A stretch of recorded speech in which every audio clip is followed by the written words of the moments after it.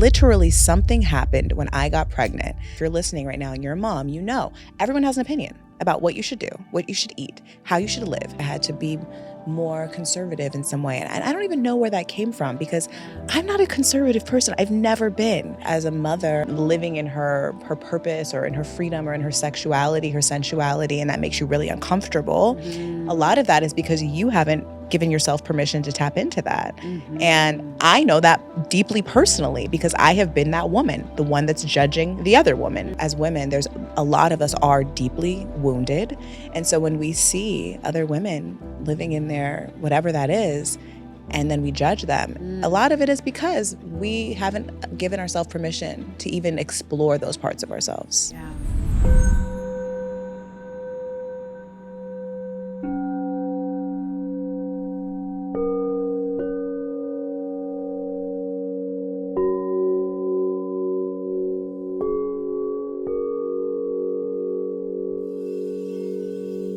Welcome to Deeply Well, a soft place to land on your journey, a place for the curious and creative who are ready to expand in higher consciousness and self-care. I'm Devi Brown. This is where we heal. This is where we become. Today's guests need no introduction, okay? I am certain that most of you tuning in right now are huge fans and have been of theirs for many years. I have two incredible women on the show today, Erica Dickerson and Jamilah Mapp. They are the hosts of Good Moms, Bad Choices podcast, and their wildly successful weekly show is ranked in the top 1% of podcasts in the world.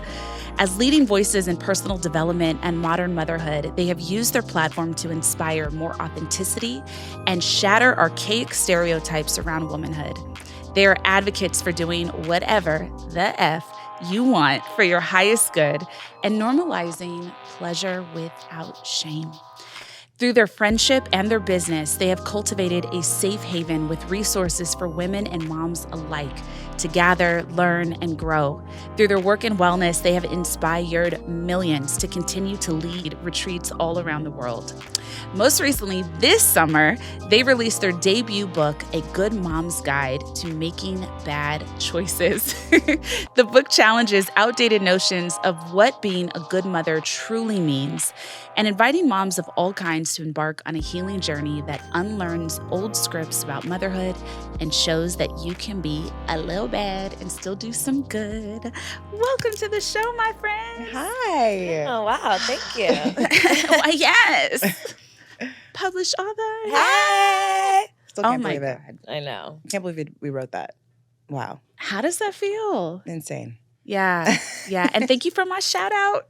Of course. I know. I was like, I was so excited. Debbie's in the book. Yeah, I think it was, I still can't believe it. I still haven't read it. I'm going to be honest. Really? I mean, I wrote it, but I read some of it. I've listened to some of it, but I think I'm still like processing it because it took a long time for us to write. And I think we both kind of were surprised at how challenging it was. Not just because writing, but people think, oh, you're writing about your life. It's so easy. But it was like very triggering.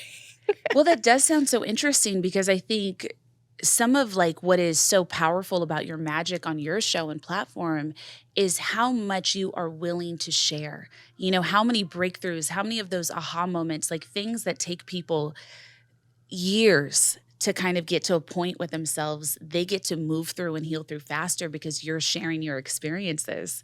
So what was that like going from the way that you share, both of you, to then kind of saying, how do I put that into book form? I think it was like deciding what was actually important, like what was actually going to help people, because the book is, I guess, it's partially prescriptive, meaning like it's supposed to help and supposed to guide people. And so, you know, there were certain things where I was like, first I was writing it like my diary, and I was like, I don't think they need to know all of this. Or maybe they already know this. I think I've said this already. So like really trying to hone in on like what was actually important and going to be impactful. And also like what I needed to release that I hadn't already. Yeah. Because I think that there was that too. Like things came up during the writing process where I was like, oh, I'm not done with that yet. I thought that I was done with that part, but it's not done. So That was my experience. I don't know what about you, Milah? I think it's one thing to discuss and talk and like conversate about things and let things naturally come up. But then a book seems very permanent. It has to be produced in a way that like it flows. You're not repeating yourself. You sound smart. I think that it was much more difficult than I expected to relive certain parts. Yeah. And I think I didn't realize, like, I think it was a highlight into how much I was like, yeah, I'm over it, like sweeping it under the carpet type. Like I moved on, and actually revisiting it in detail and having to like re-experiencing traumatic things that happened in a way that I had to really deep dive into them so other people could understand was like, oh wow, I wasn't expecting this. And even to the like, even when we wrote it, it took like maybe a year and a half, and then we recorded it, and that was interesting, even more interesting because obviously we wrote the shit, but as we're recording it and we're reading it, it even affected me differently then. It like made me cry in a way like I don't think I was expecting. Wow. I'm like, I wrote this. How the fuck am I crying about my own shit that I went through? So it's an interesting like healing process. Yeah. And then actually seeing it be released into the world and know that people are there like reading your deepest secrets is yeah. I mean, God, and the two of you started your podcast in 2018. Mm-hmm. And so that was really, I mean, we've slowly been kind of shifting these paradigms around what it is to be a woman, what it is to be not just a woman, but a multifaceted woman that is worthy of pleasure, that is worthy of being seen, being heard, being loved, but this is new territory. Like, make no mistake, this is new territory. And I feel that both of you were really on the pioneering frontier of being able to speak to the complexities of that and the nuance of that in a time that wasn't happening, even in 2018, and definitely wasn't happening with Black women or any women of color. Talk to me about what it kind of took to even launch the show in your style, because that kind of broke through the door, I think, for a lot of people to share in new ways. I think it was desperate. Why are you laughing already? What is this Because part? It wasn't that profound. Like, it really wasn't. Like, I mean, yes, but like, we started our show because we were sad. Yeah. We were like a little sad. We were excited about our friendship, and it really, there was no plan. There was no like, we're going to change the world, or there was no like, people ask us all the time. I don't know why we started the show. It was just like, I found a podcast. I started listening to murder mystery podcasts. At one point I started searching like single motherhood podcasts because I had suddenly become a single mom very unexpectedly. And I was like, well, I'm already here listening. What else do they have here? And there was nothing. And I had met Jamilah, and if you read our book, you'll hear about our conception story, which is very funny and interesting, and sexy. I just was like, hey girl, like, you want to like start a podcast? And really, I just wanted to hang out with her. I really just wanted to sit down and talk to her. And she was like, yeah, sure. Like a radio show? I was like, yeah. And so we just like had a photo shoot because that's what bitches do, and pressed record and said, okay, let's just talk. And then it was a practice. It was supposed to be a practice episode. And then we were just like, okay, well, we don't want to do that again. Let's just release it. And it was kind of like, it was very divine because obviously we became single around the same time. Our daughters are the same age. We're both Black moms. We both grew up in the same area, although we never knew each other, which is also very strange that it was like God knew we needed to meet each other at this exact moment. We released our episode like in March, the week of International Women's Month or something. Like, it was all kind of just lined up. And then we just didn't think anyone was listening. So we just said everything, and we didn't hold back. And then one day, I think 3 months in, we checked the numbers and we're like, oh, like, do you know 10,000 people? I was like, no, I thought our friends were just listening. And then slowly, like, people started reaching out like, hey, I live in Arkansas and I smoke weed and I'm a mom and I've been hiding in my closet. I'm so happy that like you do too. Or, hey, I'm dating and I just broke up with my husband and I feel really ashamed that I'm having so much fun. Or I don't even know where to start. And so I think it really, it started off as just this thing that I wanted to do with this new friend of mine that I had met. And I think that's why our audience has such a deep attachment to us, because they've watched our friendship grow. Like, I did not know Jamilah really. We got to know each other on the podcast. So if you start from the very beginning, that first episode, until now, you can see the evolution of our friendship. And there has been ups and downs in our friendship, in our relationship, in our motherhood. And I think that's really been the magic and the call to the women, like, Coco, hello, come this way. I think we were both in a really specific time in our lives, that we met during a time where we had just had babies, and we know what the fuck we were doing. And that if you've had a baby, you know that it's a very delicate time of transition.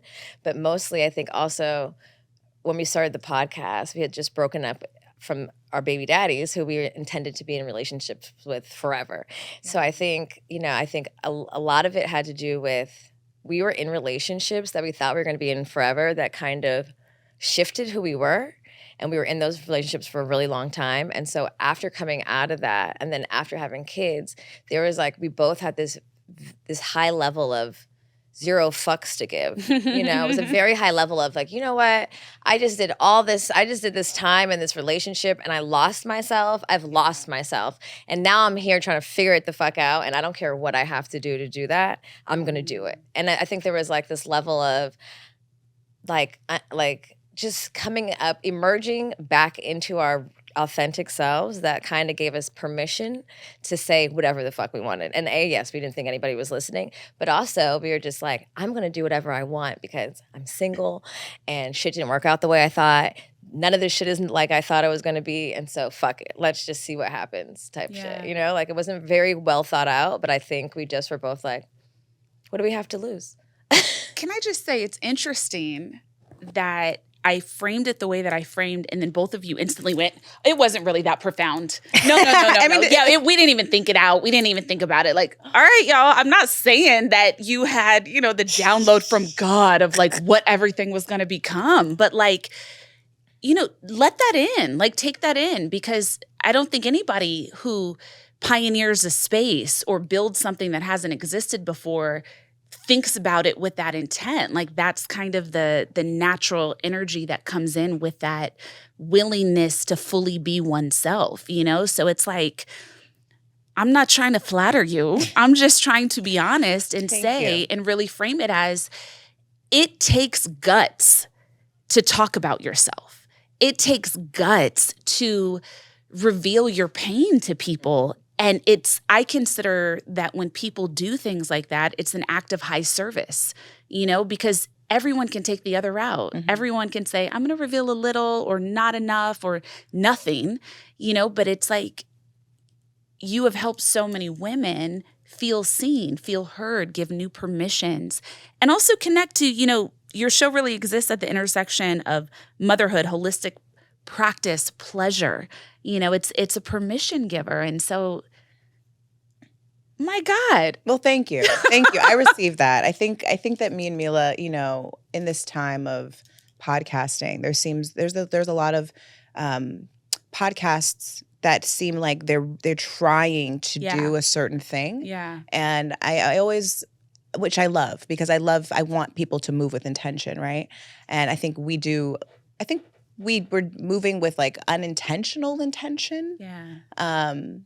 But I always think it's funny because a lot of people do assume that we were friends before, or that we had this big idea around what we were doing. And obviously things have changed now. I mean, we are fully invested in what we do and really intentional about the spaces that we curate.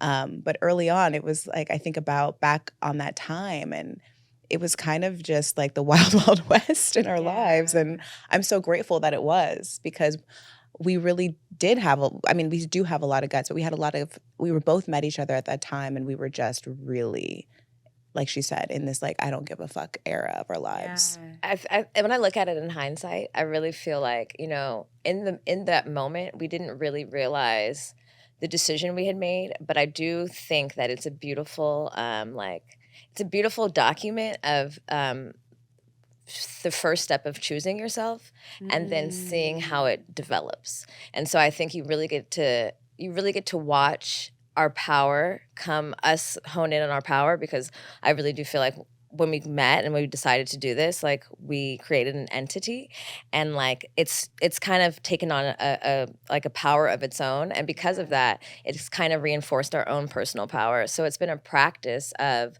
going with your intuition without overthinking it, because we did not overthink it. We're like, okay, you want to be my friend? Fuck it. But I think because we allowed that to lead us, that divine, like, why not? Like, why would I say this shit on the mic? I don't know. But like, there was something about choosing ourselves, choosing our truth that created a training for us. It's been a fine tuning of our skill of choosing ourselves and being and understanding our intuition. Because I think, honestly, I've always known I was a witch, but like this has made me realize, oh, I'm a witch, and I'm a stronger witch when I have my witch friend with me.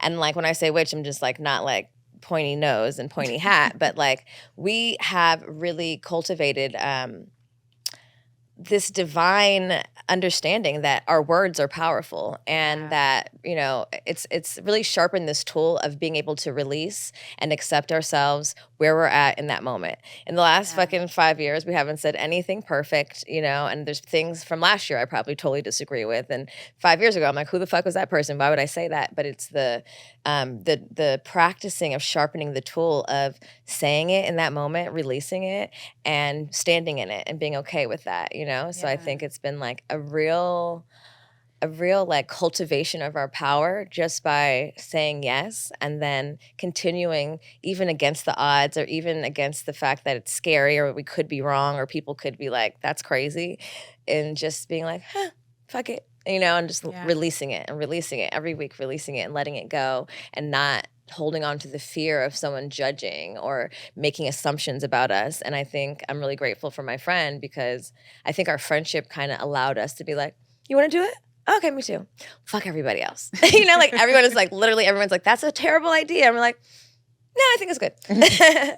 So it's been like a confidence builder. And so it's made it easier. I think the piece that you speak to right now, it's so important, because that's like the divine flow of creativity that we have gotten so separated from, especially as women. You know, like, this is my belief. Like, this is really the first time in recent human history that we have been able to like live as a multitude, like be multiple versions of ourselves at once, like have this dimension to our experience. And it's when we have been stuck in this kind of system of perfectionism, or having to have it perfect and right the first time, or having to just kind of stay one version of you, we've just been so suppressed, you know? So it's like the power to just say, like, yeah, I can change my mind. I can change my thought. Like, things can be evolutionary. I can feel that way right now and really relate to it.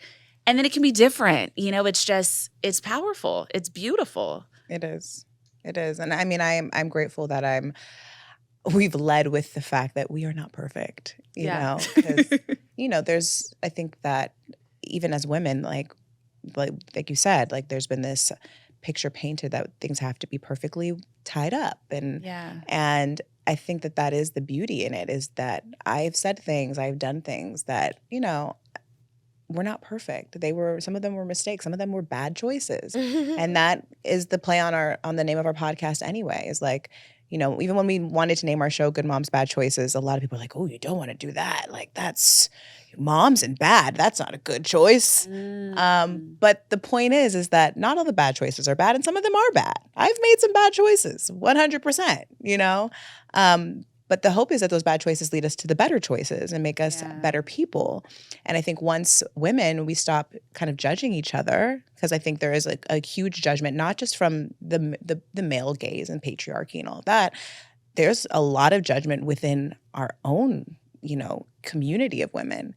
And I think it's, you know, even I talk about this in the book with Jamilah, is like the mirror that we hold to each other. And a lot of times, you know, when you see a woman living in her purpose or in her freedom or in her sexuality, her sensuality, and that makes you really uncomfortable. A lot of that is because you haven't given yourself permission to tap into that. And I know that deeply personally because I have been that woman, the one that's judging the other woman, aka Jamilah. When I first saw her on Instagram before I ever met her, she was with her daughter in a string bikini holding a glass of champagne at on the side of the pool, and her daughter might have been only like a month old. And I was like, what in the hell is this? How could she do this? Meanwhile, I was like 20,000 months pregnant at home, like, succumbing to like all these different ideas of what I thought I was supposed to do now as a mother, judging myself, judging her, because I really wanted that. I wanted to be by the pool with a glass of champagne, but I felt like as a mother, I could no longer do that. As a mother, I had to be more conservative in some way. And I don't even know where that came from because I'm not a conservative person. I've never been. But something happened. Like literally something happened when I got pregnant where I started to adopt all these things. Because as you know, if you're listening right now and you're a mom, everyone has an opinion about what you should do, what you should eat, how you should live, how you should take care of yourself, how you prepare properly, how you birth, what's the right way to birth, where you should birth, And if you're not really secure in who you are, and I wasn't at that time, you will be confused as hell. And I was deeply confused and deeply insecure. And so as women, there's a lot of us are deeply wounded. And so when we see other women living in their whatever that is, and then we judge them, a lot of it is because we haven't given ourselves permission to even explore those parts of ourselves. Yeah, absolutely. Launching the show in 2018, and you two have created hundreds of episodes with some experts in every kind of field. And you. Genital, and me. I'm on an episode. Check it out. I love that episode. Healing Your Inner Child, featuring Devi Brown. I love that episode. Yeah. Oh, Lord, child. That little baby girl inside. But the two of you have had just such a range of guests from so many different walks of life with so many different perspectives, speaking to all the things that really affect womanhood, especially around pleasure, especially around sex, spirituality. When you think about the two of you from 2018 to now, we're in 2023 at time of this recording, what were some of the biggest lessons you learned from guests that you applied to your life? Or were there any shifts made because a certain guest came on the show and it was like, okay. You said some shit that stuck with me. You definitely said some shit that stuck with me that was like, now that like when things come up for me, I kind of get excited to kind of like dig deeper into them. You're like, when things come up for me now, I'm instead of like avoiding it or being a fear of it, because we've chosen to be on this journey of evolution and like the best version of ourselves and healing and peeling off layers and like, like leaving things behind. You're like, now when things come up or I'm bothered by something, I'm more like, I thought I was through this. And like you approach it in a curious manner. And I was like, because I can be an anxious bitch. Like I'm a Cancer, I'm sensitive as fuck. And sometimes I think as I've gotten older, like the sensitivity is so intense that I'm just like, oh God, like what's that? You know what I mean? Avoid. And so when you said that, I was like, you know what? I've really realized it's just like perception. How the energy you approach something with is like how it will stick around. It's like laundry. I'm like, God, fucking laundry. But I'm like, you know what? Laundry. I got coin. Gotta wear clean clothes. Like I have I can have clean clothes. It's just like the energy around approaching the thing. And so when you said that, I was like, because things will come up inevitably, and it may be the same things, and and as much as you evolve and you think you're past some shit, or you are smarter, or you're healed from some shit, especially as healers, there will always be lessons. There will always be, times where you need to level up, and you'll see yourself as a different, like in front of different people, and there'll be a different version of yourself that brings up different things. And so, like keeping this open mind, because you could be totally great, and then fucking Joe Schmo come up, and you'd be like, "What the fuck is this?" Or like a relative, or all or things can come up, and that you did not expect, and you thought that you're prepared for. And the thing is, we are prepared for them, right? And it's like the more we change our perspective is like, not only am I prepared for it, but I'm prepared for this right now, and I need this lesson right now, and so let me go into it in a way that I'm like intrigued and excited to work through it versus avoiding it, because that is what fucks us up. You would just bless me then. That was your words, girl. I'm just telling you what you told me. Thank you. But thank you for saying that. And also it's like, God, that's the piece that I as a woman feel so excited about. Cause I mean, I had a dark night of the soul this past weekend. Okay. Like, you know, where it was like, I was investigating something and I was like, well, I thought I did this 2 years ago. God dang it. You know, but it's like, all right, so let's go deeper. And yeah, I believe in running into the dark. If there's darkness coming, run straight to it so you can run straight through it. Yeah. What about you? Oh God, there's so many things that I've shifted to, like things I said, yeah, that sounds good. And then been like, now I'm here and I'm like, yeah, I don't think that sounds good for you. We had a woman on, her name is Beleche, and she and her husband are in an open marriage. And so this was something that me and Milah talked a lot about early on in our podcast. We were like dedicated to being an open relationship. Yeah, we were like, we're going to do that. We never done it before, but that's it. Like, so yeah, early on when we started podcasting, obviously we were single and we were like, we want open relationships. That seems like the foolproof, like, you know, setup where no one gets hurt. I get to do my thing. You get to do your thing. I can do that. No problem. And then we had Bay on and she affirmed me in that. And I was like, yeah. And she was, you know, she talked about her experiences with her husband, and they are, you know, this is their lifestyle, very committed to it. And she talks about it so beautifully and eloquently and how it's, you know, been challenging, but it's worked for her. And I was like, you know what? Yeah, if I get married, that's what I want. No, it's not. Not anymore. Not now. Really? No. Yeah, things have changed. And because I realized that my attachment to this idea of an open relationship was really based in the fact that I didn't think that I could get a person that would be monogamous to me. It was based in hurt. It wasn't based in actually what I wanted. It was based in that I felt like this was all I could get. And so I might as well participate because, you know, protecting myself, but I'm also going to have fun too. So it's fine. Like I get served, you get served, we're all happy. No one's lying. Yeah. And so after, like, it took me a few years to get to that realization, because we've had her on twice. So the first time, like, I was dead set on it. By the time her husband came on, I was like on the fence about it at that point. I was like, I don't know.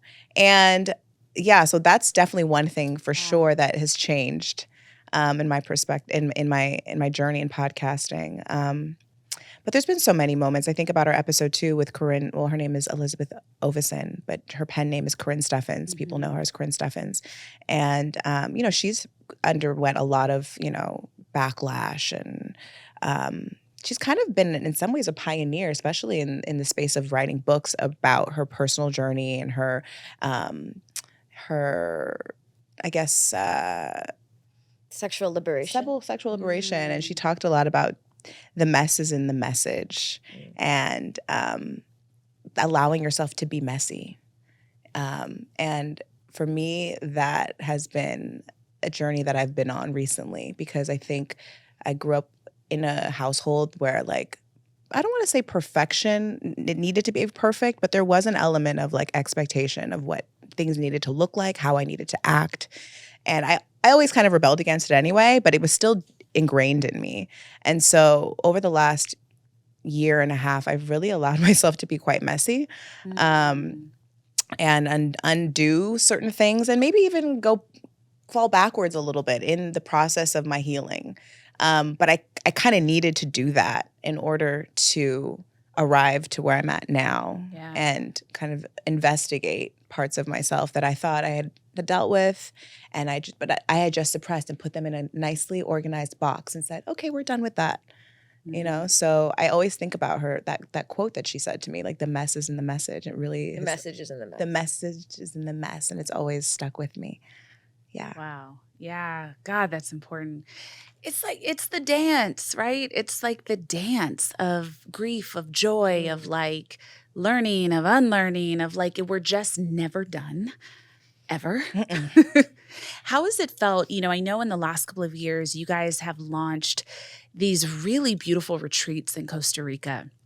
And when at first, I want to be at the next one because y'all look like you have a god dang blast. Like, Nice. And every time, you know, me and you, like, we will get together for dinner and stuff, Erica. And like, I remember I was talking to you right when you got back. And you were just telling me some of the things that were going down. And I was like, okay, I need to be that free. Like, get me on the sand right now. Let your titties hang. Well, maybe not that. However, You let your titties hang? It's a form of healing. these things be thinging. I might, I'll wear some cute bottoms or something, but I want a supportive top. But, you know, the journey of something we have talked about is the journey of honoring being on the path of a healer and letting yourself occupy that space as a teacher, as a healer, as a way shower. Was that challenging to let yourself kind of sink into? Did you grapple at all with like claiming that space of all you had healed and all you had learned and your ability to serve with it? Oh. I think it took some time. I know, like, we've done 8 retreats, right? We've done 8 retreats so far, and I think that I don't know. I think, like, again, this process is so divine that we weren't like, we're going to be healers. It's just like these events came, and then we're like, I think that we're doing something important, you know? And then you go into the jungle, and then, you know, these things happen, and you're leading women. And I think that initially our idea of what that looked like and what that meant, like held this, I think we were holding ourselves to some kind of standard, right? Like, we live in a society that kind of conditions us to believe that you need some type of special curriculum and some type of special piece of paper that somebody in a uniform gives you in order to be this, right? Especially as women. You do this, and that's what you do. You went to school for this, that's what you do. You're not going to be like a model and a singer and a basketball player and like, you know what I mean? Like, you can only be so many things. This is the world we live in. You're a doctor, you're only a doctor if you have this paper and you write this book and you paid $500,000 to go to this university.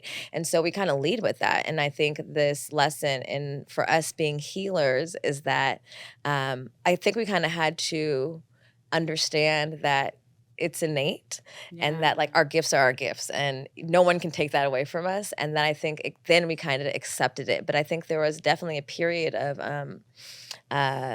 what is it called?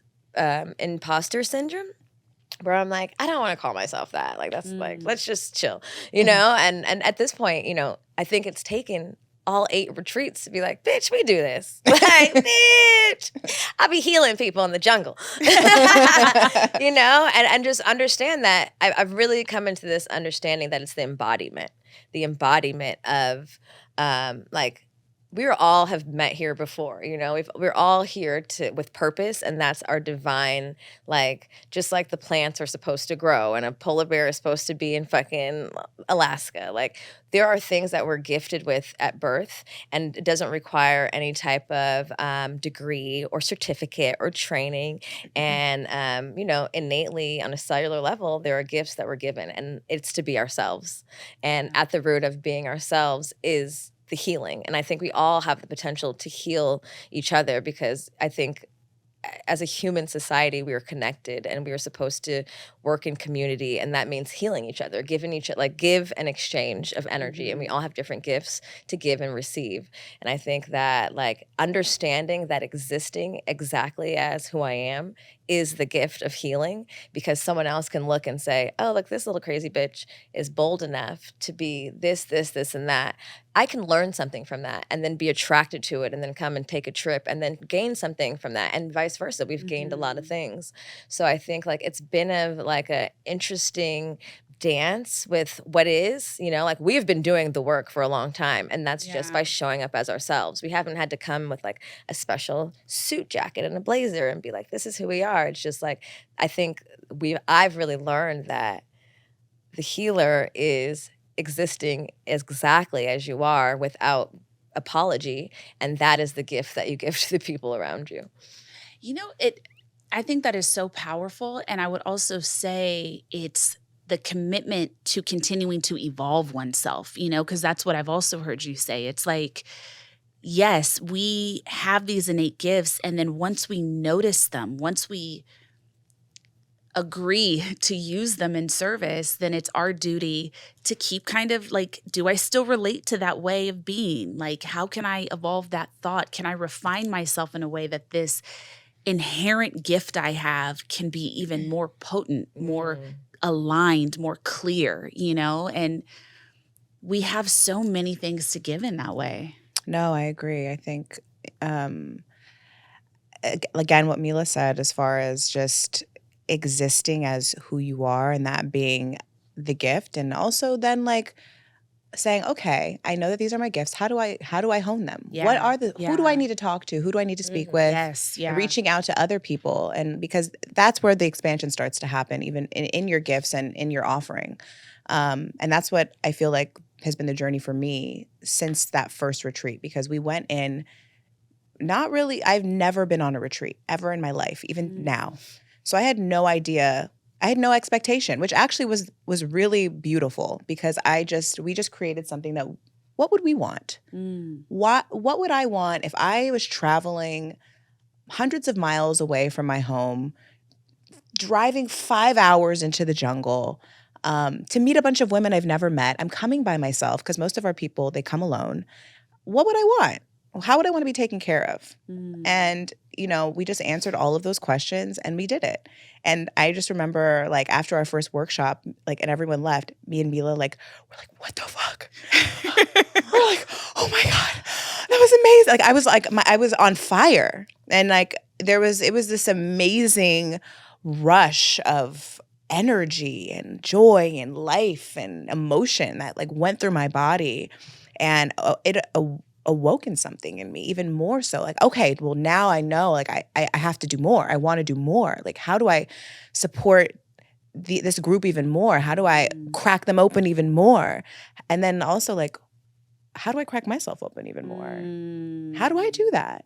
And it's been a journey. This, our last few retreats have been, very challenging for me. Because I think as I expand and as I open myself up more and tap into my gifts and open myself up to, Reiki and all these things, like, things are landing on me in a different way, where I know as a healer that I have to have certain things in place to protect myself.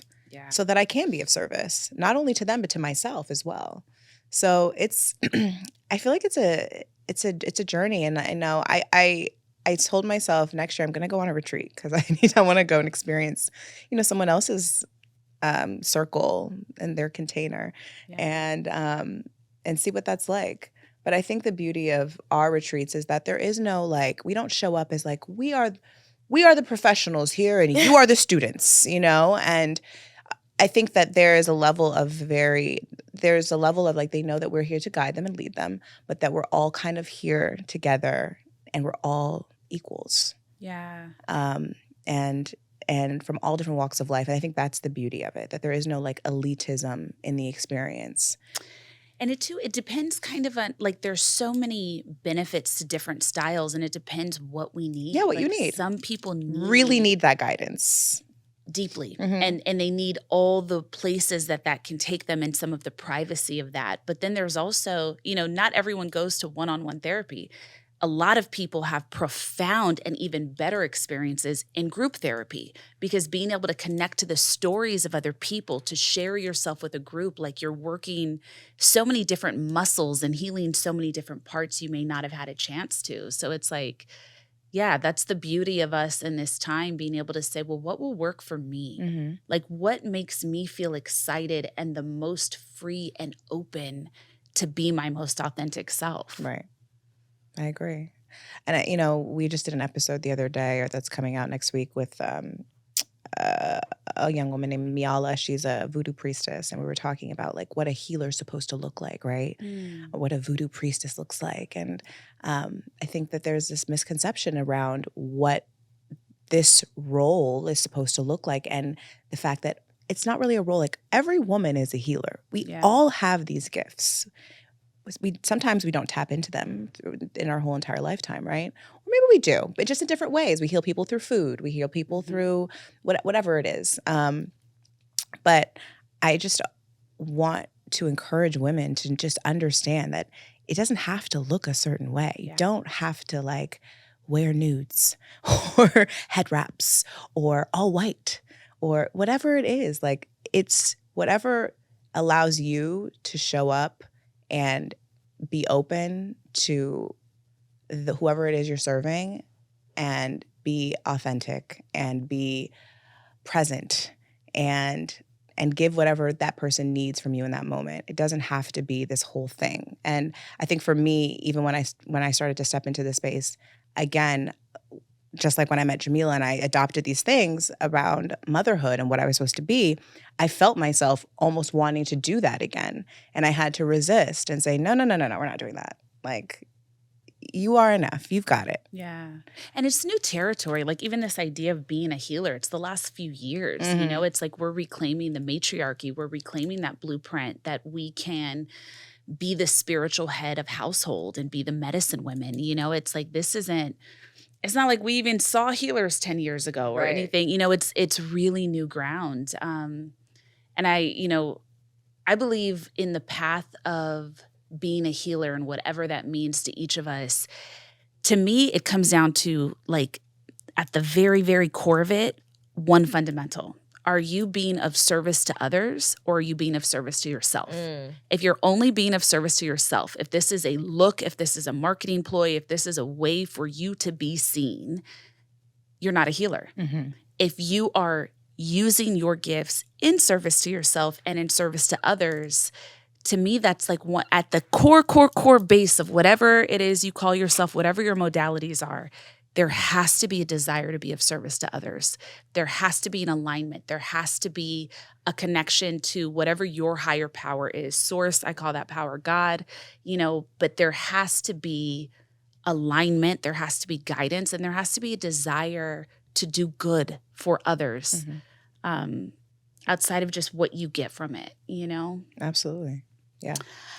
Okay. Talk to me about, I have got to come to one of these because I had no damn idea how lit it gets. Like, I feel like, Erica, you undersell things to me. Like, we'll be in a conversation and you'll be like, oh, yeah, girl. Yeah, we just did our live show. And so such and such. All right. So should we do Italian tonight? What are we? And then I go on like Good Moms Bad Choices Instagram page and I'm like, what? Talk to me about these confessions of good moms, bad choices, these live night outs that you are doing with your community, because it looks incredible. Yeah. So, you know, we're going on tour. We have our first show October 21st in LA at the Terragram Ballroom. And we went on tour last year. It was called Good Moms Gone Wild, and it got wild. It's exactly what it sounds like. I saw your booty. I saw so many things. Not your booty. Well, the theme of the show is confessions, because as you know, me and Milah have confessed a lot of things on our show. And so we are now imploring our audience to now confess to us and be brave and have the guts to also share in a safe space, because that's what it is. You know, one thing about, you know, the people that show up to any of our events, I don't know, it is divinely curated. Somehow we've just never really had a weirdo. It's always just been like a beautiful, safe community of women and men. And so it's really a night to just tap into every type of pleasure, like naughty pleasures. And no, it's not a sex party. It's a regular show. So don't get crazy. Although we are having one of those December 9th in downtown LA. Check out Susia. But this is really just a place for women and men if they want to bring their dates. 'Cause I think it's a really great date night idea to just have fun, to just say whatever thing you've maybe been keeping secret, for us to confess more things that maybe we haven't shared, to, you know, play some games, to get to know us better, for us to get to know you better. To get to meet new people. Yeah. I think one cool thing about like our brand is that we started this because we needed friends. And I think it's hard to find adult friends. So we always encourage, like, one thing about us is like, we're some wild bitches. And so our brand really embodies all parts of us. And this is like the wildlife part, like we'd go to the jungle and we do healing shit. It's also fun and turned up. But this is a very special place because this is telling all the people, like, I know you always listen to us do wild and crazy shit, but now let's do it in community. And it's not wild and crazy as it is fun and liberating, and it, like you said, a safe place to come wear your hoochie gear or take a night off, or like give yourself permission to take a break, give yourself permission to, get a little wear lingerie for no reason. Yeah, we do. I mean, really, this is like so we can wear lingerie for no reason and do all the debauchery that we usually, we have a reason to do it now. So we call our community to come out and help us do it. So there's always like special guests, some performances, maybe a couple cute guys with good abs. So, just all the things that a woman's nighttime dream might look like. Yeah. Oh my God, yes. Why haven't you invited me? You come. I feel like I did. Have I not? No. It's required of all our friends, so you have to come. Okay, good. Okay. We'll come October 21st. It's also my birthday week. So yeah, it's my birthday week. So it's going to be extra special. It's awesome. And it is themed. Like we are asking our community to come out, and the theme is like naughty or nice. So if you want to dress. It's naughty or nice? When did you come up with you were asleep. You were asleep. I was like, what? I tried to call you, bitch. You didn't Not answer. naughty as a Christmas? No, it's not. But that's what I came up with. And it's just if you come and whatever that means to you. For me, that means sexy gear. And I'm gonna be wearing sexy gear because it's my birthday and I'm a Scorpio. And we love to tap into our sexual desires and all those things. What are like all the signs? What are your 3? I'm a Cancer rising, but I'm on like the Gemini cusp, the cusp of magic. And I'm a Leo moon. No, I'm a Leo sun, Libra moon. Ooh. Scorpio sun, Sagittarius moon, Scorpio rising. Wow. Yeah, y'all got some good stuff. Yeah. It's watery and intense. Yeah. To say the least. Yeah. A bunch of emotional bitches. Do you guys, do the two of you work with, do you work with your astrology chart? Like, does that have like a role in your life? Absolutely. I do. Yeah. I have actually recently, again, I have one of my spiritual guides. She lives in Costa Rica. Shout out to Sylvia Ancestral. She has helped me a lot to really help me kind of decode certain things and just things that I might need or want in this lifetime that I didn't get in my last lifetime, and how even in like just karmically, like why things are coming up for me over and over and over again, and why it's so important for me to make a different decision this lifetime if I really want to transcend. Ooh, child. Listen. And also even crossing my charts with my daughter. And so really understanding, her and her needs, because, if you're a parent, then like, we love to call our kids our mini-me's, and in ways they adopt traits of ours. We are, related, but ultimately they're different people, and my daughter is a different human than I am. Different destinies. Yeah. And so I was struggling for a while to really understand her, because we are very different. She's very by the book, and she's just, the way she shows love is different than me. Not towards me, but towards other people. So like really trying to understand that. And so understanding her chart really, really helped me to figure out what is it that she needs, and like how to encourage her. And like, even Sylvia was like, she's going to be very studious. You need to like encourage that. And it's true. She's extremely studious. She loves to learn. She loves to be the best. She wants to win. That's just in her. And it's not about like, at first I was like, is it because you're insecure? Like, I was like, what's going on? Like, you just want, and it's like, no, this is who she is. And so, yes, astrology, I think, has been a beautiful guide for me. And even in our relationship as well, too. Yeah. Do you guys look at like your synastry? Girl, we done every type of reading, every type Yes. of person. I'm like, listen. And every reading, I'm like, okay, I have 3 relationships to ask you about. My best friend, my kid, my baby. You know, like, I'm like, Yeah. okay. But you know what? It's crazy. All the readings we've ever had, because we've had quite a lot, they're always like, we are supposed to be here doing this together.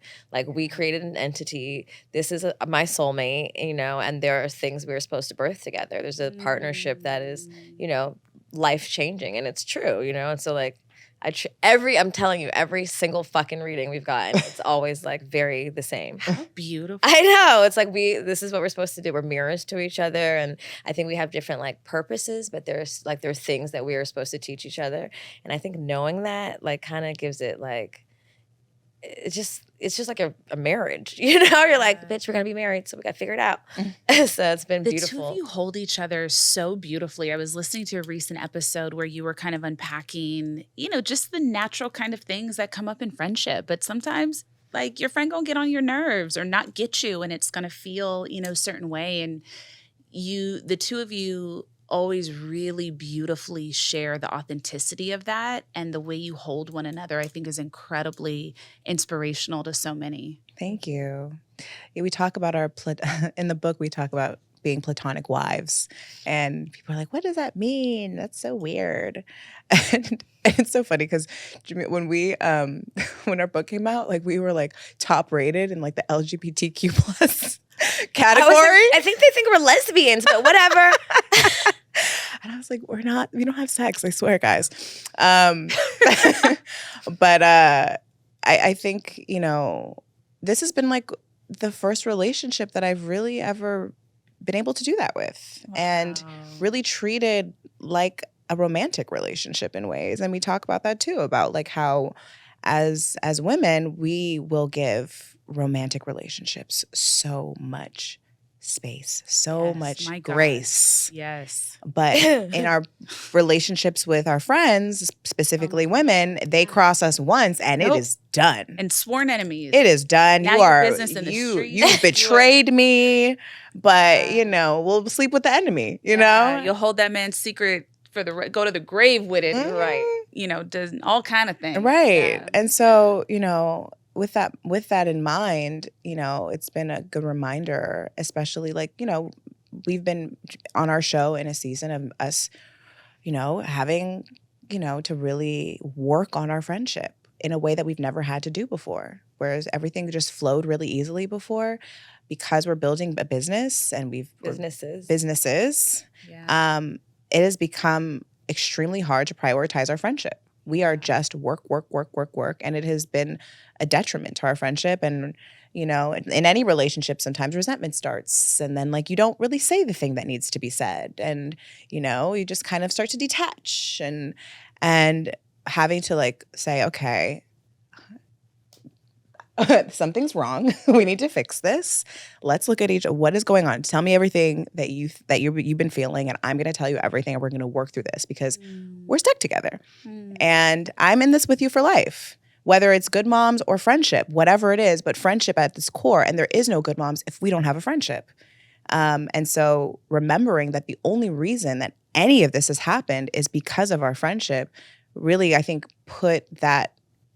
made that the center again, where I feel like it was getting kind of pushed to the side. Yeah. And we're still in that right now, like currently today, like in the process of really like dating each other again, and like prioritizing our relationship, where I think that most women probably listening have never done that. Yeah. Me included. I've never done that. You know, I've just kind of like backed up a little bit. Okay, let me give this some space. And then, like, you know, we'll come back. We don't really work through things with one another.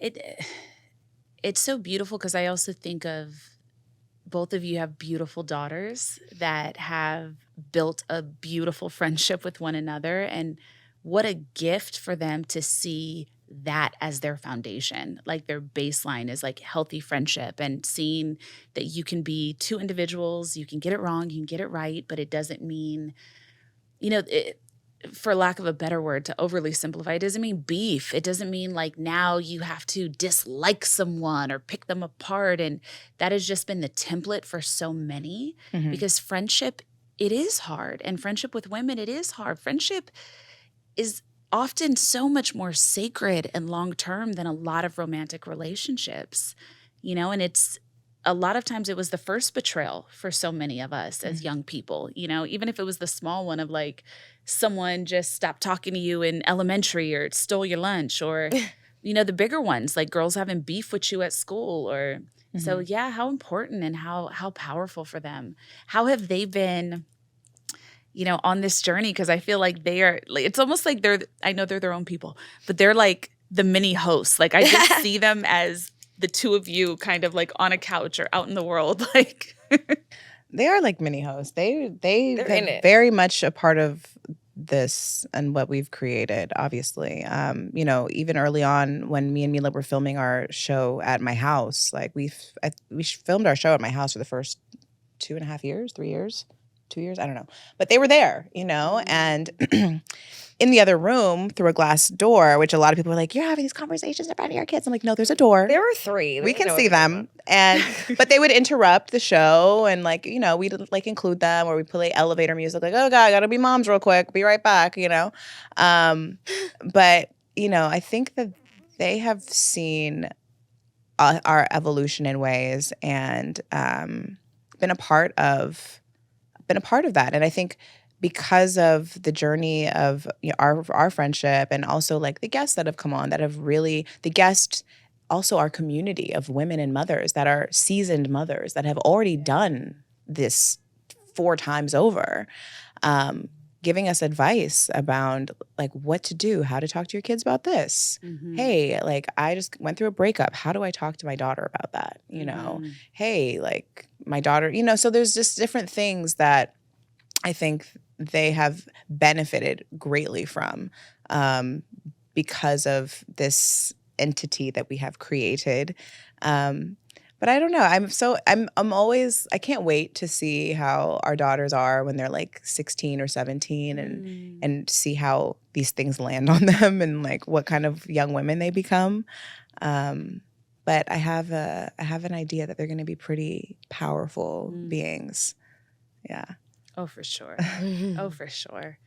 Well, the two of you, I am a fan of your work. I think you do so many beautiful, powerful things for women in the world, and also men, because there are men watching and hearing that are being changed by the conversations that you're having.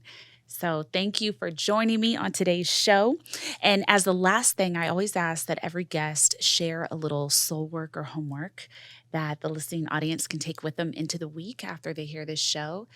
What is something that those listening can think about, maybe in relation to the freedom they give themselves? What's a tool? What's a prompt? I have a good one.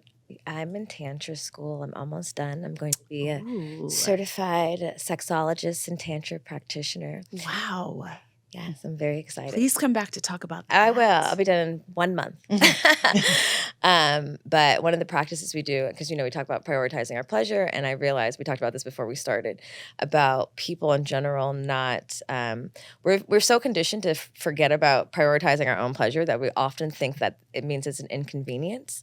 And so we'll do things without thought. Just like, oh, do you want the water? Like, oh, no, I'll take it as is. Oh, do you want to look in the mirror? No, we can just start, and then you're mad or whatever. But if you just take like a couple of minutes every day to write down 3 things that brought you pleasure today, like a pleasure journal, so you can start to hone in on the things that make you feel good, and you can start to choose them consciously, and then kind of just start to ask yourself, like, no matter what, like, am I at a 10 spot of pleasure right now? Like, what can I do? Like, should I move my body? Would that be more comfortable? And then do it. Do I need ice? Do it. Like, do I want a coffee right now? Would that make me at a 10 spot?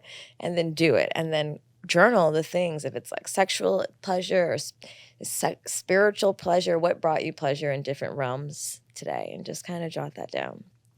Damn, that's good. I love that. Shout out to the Authentic School of Tantra. That wasn't mine. That's my homework, because I'm giving it to y'all. Along with some masturbation and some other things, but we can get into that later. Yeah. Okay, come back. Yeah, we're going to dive into the things. One thing that we a rule at our retreat is there's no apologizing, right? There's no more apologizing. So I think for me, this has been a practice that I've tried to adopt because I realize just as people, especially as women, we apologize for everything. Like you start taking mental note of how often you say you're sorry for things. Like someone fucks up your order and you're saying sorry to them, you know, or you bump into someone accidentally and you're sorry.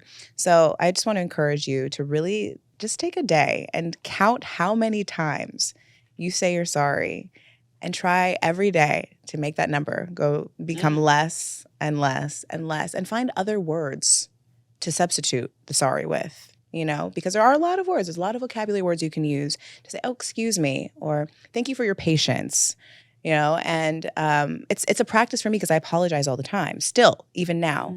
But I'm trying to. It's a constant practice that I'm still trying to undo, and I want that for women too because I think that we should apologize less and take up more space.